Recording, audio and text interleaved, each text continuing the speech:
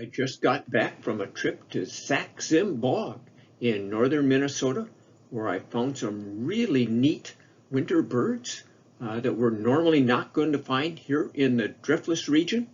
And it's not that far away, so if you're interested in seeing these birds for yourself, take a trip north now in late January, early February. That's the prime time to see some of these special birds. The bird we're looking at here is a great gray owl.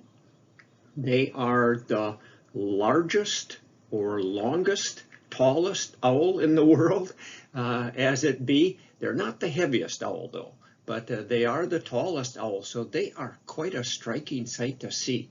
They are secretive and rare residents in Sax-Zim Bog. Notice the big facial disc there around the eyes that focus sound. They will often hover in the air over the deep snow cover. They can hear mice and voles scampering through their tunnels 2 feet under the snow, and then they dive headlong into the snow, grab the vole, eat it, go back for another. Anyway, they are probably the most sought after bird that you'll be looking for in Sax-Zim Bog. One of the most beautiful birds you'll find in Sax-Zim Bog in the winter are pine grosbeaks. The males are bubblegum pink on the front end, as we see here. Females are actually gray with a little bit of gold on them, so they look totally different. They are quite big birds, bigger than a cardinal, but they don't nest or summer in Sax-Zim Bog or anywhere in the United States, in the eastern U.S. anyway. They would be nesting in far northern Canada. But during the winter, sometimes they wander south and visit Sax-Zim Bog. You can find them eating the seeds and the buds out of spruce or pine trees. Also the crab apples, if there's any around, mountain ash berries, and even birch catkins.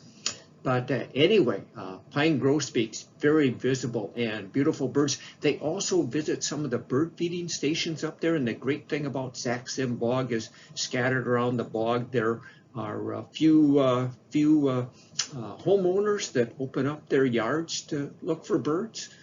And also there's a welcome center that has a bird feeding station, and you can sometimes see these pine grosbeaks there.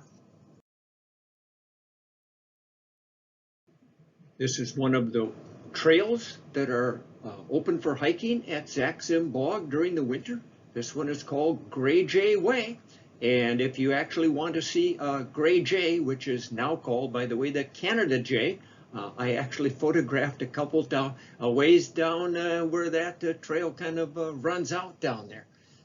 You can see the snow here in Sax-Zim Bog is fairly deep in the wintertime, almost 4 feet of snowpack on the ground. So it can be tough getting around, but luckily, usually there's other birders that kind of pack the trails down unless you've coming right after a blizzard.